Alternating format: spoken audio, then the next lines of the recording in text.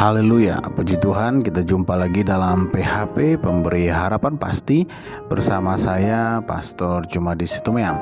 Bapak Ibu yang dikasihi oleh Tuhan, di dalam firman Tuhan di Kolose 3 ayat 13 Alkitab berkata, "Sabarlah kamu seorang terhadap yang lain, dan ampunilah seorang akan yang lain apabila yang seorang menaruh dendam terhadap yang lain. Sama seperti Tuhan telah mengampuni kamu, kamu perbuat jugalah demikian."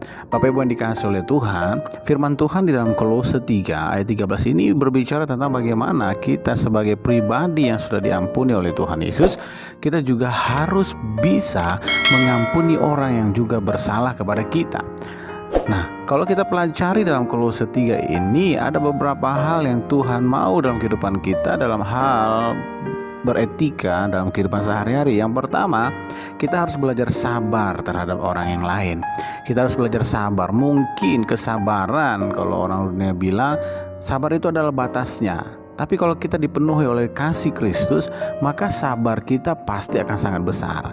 Maksudnya apa? Walaupun orang yang di hadapan kita itu sangat membuat kita marah, walaupun orang yang kita hadapi itu adalah orang yang sangat menjengkelkan hati kita, atau mungkin orang yang sedang kita hadapi itu adalah orang-orang yang membuat kita bisa emosi, tapi kita harus belajar sabar. Sama dengan waktu Yesus hidup di muka bumi, dia dihina, diolok-olok, bahkan dia direndahkan, bahkan dia tidak dipercayai. Yesus sabar dengan hal itu. Nah, demikian juga kita. Yang pertama, kita belajar harus sabar. Kita harus sabar untuk melihat sikap-sikap orang terhadap kita. Kita harus sabar melihat tingkah laku orang yang mungkin kita tidak senang, dan kita harus sabar dengan keadaan yang ada. Bukan hanya sabar, tapi Tuhan juga mengajarkan kita yaitu apa? Mengampuni. Ampunilah seorang akan yang lain. Nah, kata mengampuni ini sama aja dengan kita mau melupakan. Orang yang bersalah kepada kita, seringkali kita sebagai manusia biasa atau kita sebagai makhluk ciptaan Tuhan, memang ada sakit hati yang luar biasa. Tapi Tuhan berkata ampuni. Kalau kata ampuni berarti kita sama saja dengan menghapuskan kesalahan orang itu.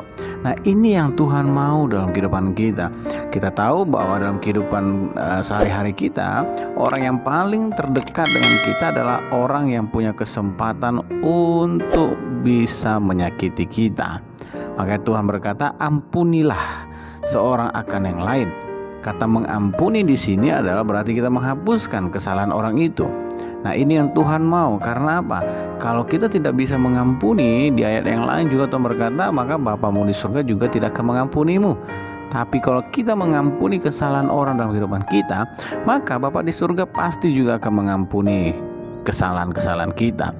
Bukan hanya kita aja yang betul-betul mengalami sukacita, tapi orang yang kita ampuni juga pasti juga akan mengalami sukacita.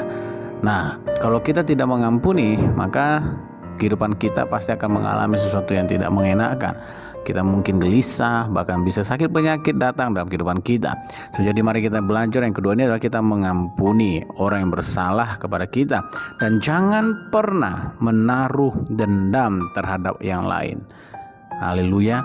Belajarlah betul-betul kalau kita mengampuni berarti kita menghapuskan kesalahan orang itu, dan kita tidak dendam terhadap orang itu. Nah, Bapak Ibu yang dikasihi oleh Tuhan, saya percaya kebenaran firman Tuhan ini boleh mengubahkan seluruh kehidupan kita. Ya, kita harus betul-betul mengikuti apa yang Tuhan mau. Yang pertama, kita harus belajar sabar, dan yang kedua, kita harus mengampuni, dan yang ketiga, jangan pernah dendam terhadap orang lain.